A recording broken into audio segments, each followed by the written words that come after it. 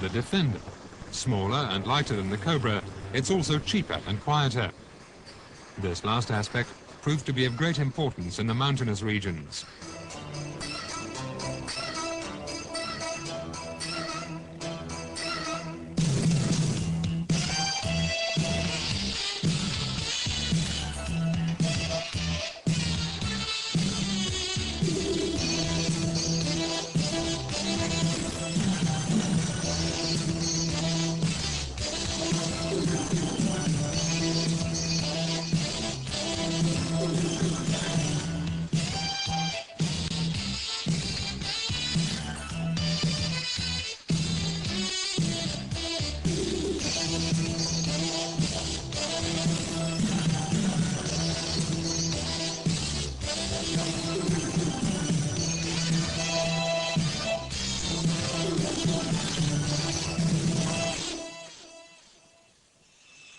In service for more than 20 years now, the A4 Skyhawk is still one of the most efficient close support aircraft in the IAF inventory. During the Yom Kippur War, the Skyhawk suffered the biggest losses. But in fact, this was due more to the strategy of the Israelis than to the vulnerability of the aircraft. For very risky missions, the Israelis preferred the A4 to the more recent, but also more expensive Phantom. According to many pilots, until the arrival of the F-16, the Grumman A4 Skyhawk was the most maneuverable jet in the Middle East, which these pictures seem to confirm.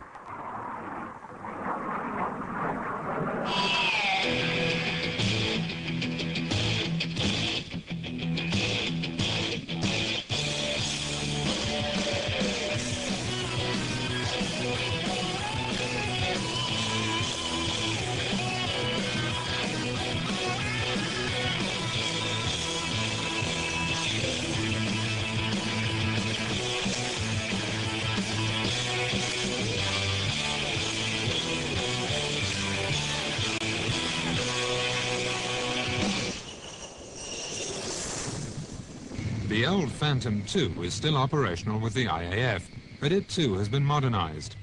IAI replaced the two General Electric J79 engines by two Pratt & Whitney PW1120s, integrated a new avionics system, modified the cockpit, and strengthened the structure. The result of these modifications is the Phantom 2000, or Super Phantom, a totally new aircraft compared to the original F4E. Like most modern air forces, the IAF is able to refuel its aircraft in flight, giving them a greater range. Two different systems are used. The first is the probe and drogue system, and is mainly used for refueling Phantoms and Skyhawks.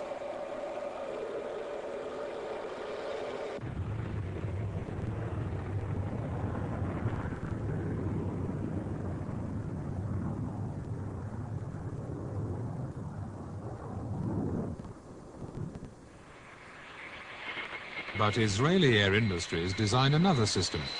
Like KC-135s, 5 Boeing 707s at least have been equipped with an orientable boom.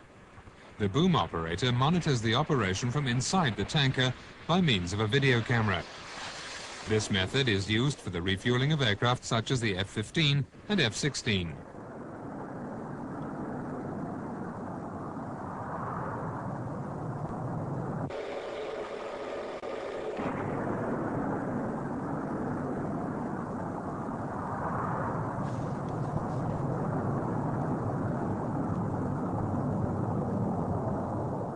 Moreover, this A4N carries on Central Station a refueling pod. With the pod, the A4 can refuel another Skyhawk. The system appears to be very flexible and doesn't require the need for a large, heavy tanker. The first F-16s delivered to Israel in 1981 were A and B models. The F-16B is a two-seater used primarily as a conversion trainer, but although it has a slightly shorter radius, it's as combat capable as the F-16A. The even more advanced C and D models are now also being operated by the IAF. The Spitfire, the Mirage, and F-16 are the same type of ideology or philosophy of aircrafts. The Spitfire was built around the pilot.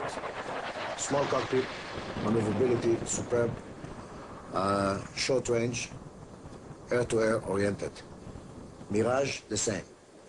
And it was an excellent answer against the MiG-21. In its time, the Spitfire was an excellent against the German Messerschmitt, etc. And the F-16, same. This is the best answer against the MiG-23, MiG-21. The Mustang, the Phantom, and the F-15, heavy, big cockpits, long range, a lot of munition, different type of flying. It's not crazy stick and throttle and where's the enemy. Here you have to think, you have to navigate, you have to do a lot of stupid things. Fighter pilots like Spitfire, Mirage, and F-16.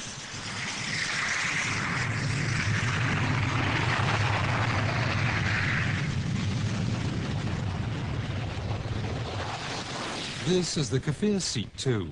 It's the latest version of an aircraft that keeps the general shape of the Mirage 5, but is in fact a totally new machine. The big problem AIA was confronted with was that the C-2 was powered by an American turbojet, the J-79, which seriously limited the possibilities of exporting the aircraft. But this situation might change, as plans have been made to build a Kafir that will be powered by a new version of the French-made ATAR 9K50. This new collaboration between the two nations would also put an end to the embargo imposed 20 years ago by General de Gaulle.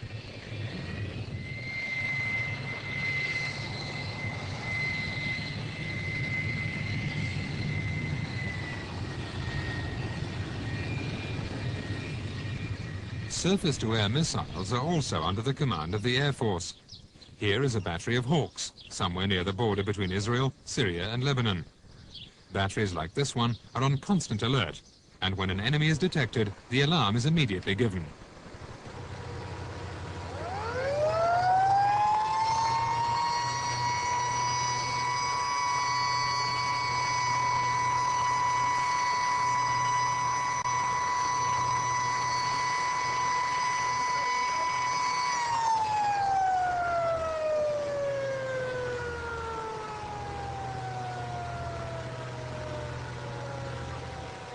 This time, it was a false alert, and the Hawk will remain on standby.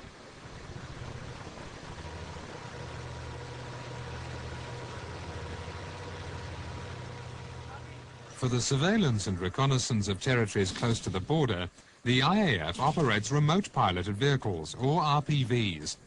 These radio-guided aircraft, designed and produced by IAI, are equipped with a video camera and a transmitter which sends the images in real time to the control center. Apart from their recce missions, the RPVs can be used to coordinate operations on the ground. The advantage of using RPVs is that they're cheap, easy to operate, and they provide the strategist with a real-time overall view of the battlefield.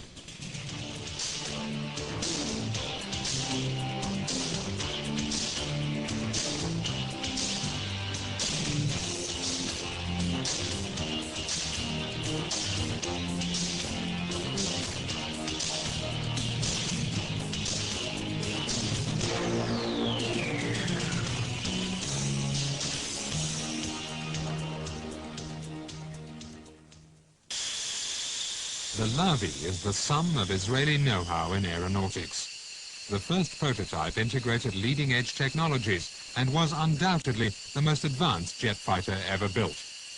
After the production of the second prototype, the project was cancelled at the end of 1987 because of the huge investments it required.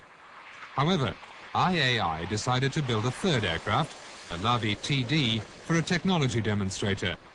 This film was taken during its first flight on September 25, 1989.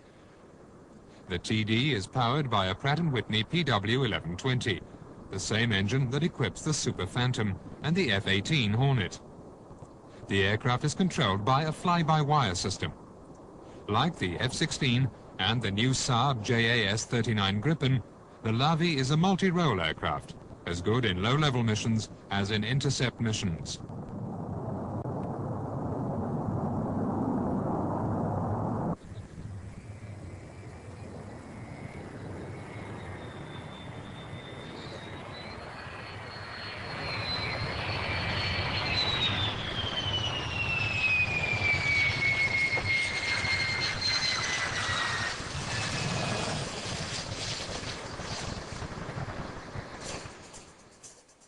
With or without the Lavi, one thing is sure. The Israeli Air Force will continue to defend and preserve peace on its territory.